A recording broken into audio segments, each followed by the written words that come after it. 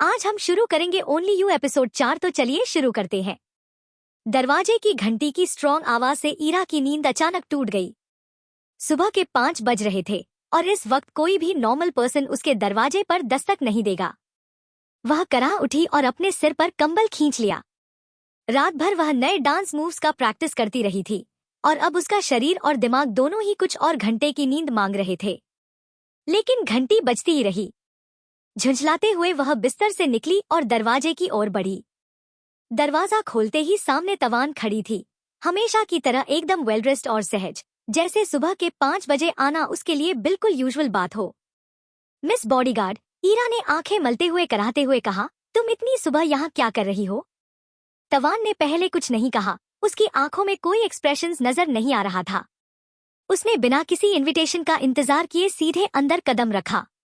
ईरा दरवाजे पर खड़ी रह गई, हैरानी से देखती रही कि तवान ने सिस्टमैटिकली पूरे अपार्टमेंट का इंस्पेक्शन शुरू कर दिया था। तवान, तुम कर क्या रही हो? ईरा ने बाहें बांधते हुए पूछा। मेरा घर सेफ है, तुम्हें पता है ना? पापा ने इसे पूरी तरह सिक्योर करवा रखा है, बुलेट प्रूफ खिड़कियां, सीसीटीवी कैमरे, सब कुछ। लेकिन तवान ने उसकी बात पर कोई रिस्पॉन्स नहीं दी। वह खिड़कियों, कोनों और यहाँ तक कि सिक्योरिटी सिस्टम को भी ध्यान से जांचने लगी, जैसे ईरा की गारंटी से कोई फर्क ही न पड़ता हो। सच में ईरा बड़बड़ाई और उसके पीछे पीछे चल पड़ी जब तवान बेझिझक उसके बेडरूम में दाखिल हो गई। अब तुम मेरा कमरा भी चेक करोगी? तवान ने बिना कोई जवाब दिए पूरा कमरा देखा, उसकी आंखें हर छोटी से छोटी चीज पर घूम रही थी। ईरा ने दरवाजे के फ्रेम से टिकते हुए एक लंबी सांस भरी और उसे इंस्पेक्शन करते हुए देखा। तवान जरूरत से ज्यादा थारो थी। आखिरकार जब वह कमरे से बाहर आई तो बस इतना कहा, घर सुरक्षित है। ईरा ने आंखें सिकोड़ ली। बस इतना? तुमने मेरे सवाल का जवाब तक नहीं दिया। तवान ने बस एक पल के लिए उसकी ओर देखा और फिर यूं मुड़ गई जैसे बातचीत खत्म हो चुकी हो। ईरा ने आंखें घुमाई, वह अभी भी आधी नींद में थी। सुनो, मेरी अगली मीटिंग 11 बजे है। मैं वापस सोने जा रही हूँ। जब तक तुम चाहो मेरे कमरे में खड़ी होकर मुझे सोते हुए देख सकती हो, मिस बॉडीगार्ड। उसने हल्की मुस्कान के साथ ताना मारा और अपने कमरे की ओर बढ़ गई। तवान के चेहरे पर कोई बदलाव नहीं आया, लेकिन ईरा ने उसकी हल्की हिचकिचाहट जरूर महसूस की। फिर भी तवान चुपचाप खड़ी रही, एक स्टैच्यू की तरह, जब तक ईरा अपने कमरे में नहीं चली गई।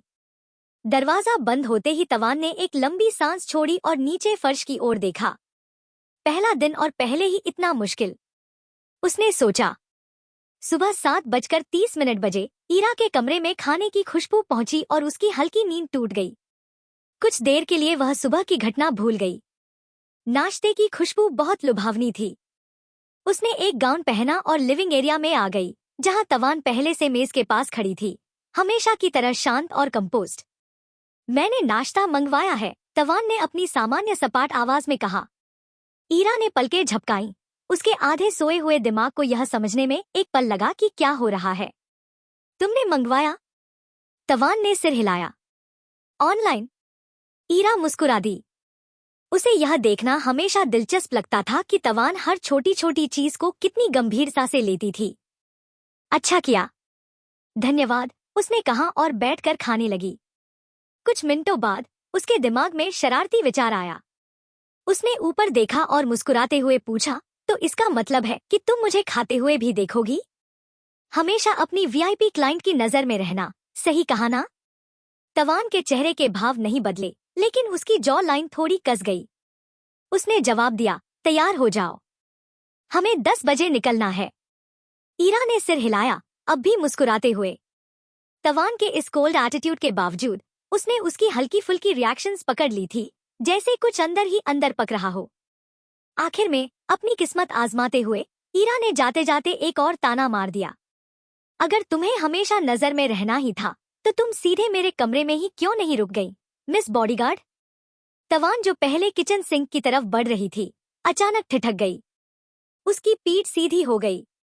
एक पल के लिए ईरा को लगा कि उसने तवान के चेहरे पर हल्की लाली देखी, लेकिन इससे पहले कि वह कुछ कह पाती, तवान ने अपनी मोनोटोन आवाज में कहा, तैयार हो जाओ। ईरा ने खुद को हार मानते और क्यूरियोसिटी से भरा महसूस किया। वह अपने कमरे में लौट गई। दरवाजा बंद होते ही तवान सिंह के पास खड़ी रही, एक खाली जगह को घूरते हुए। उसका दिल जोर जोर से धड़क रहा था। उसने अपनी छाती पर हाथ रखा, खुद को शांत करने की कोशिश करते हुए। उसने घड़ी की ओर देखा। ये तो बस पहला दिन है, उसने सोचा। फिर उसने खिड़की से बाहर आसमान की ओर देखा। उसकी आंखों में हल्की नरमी आ गई। आखिर मैं इससे कैसे निपटूंगी? फिर मिलते हैं अगले एपिसोड में। Bye bye.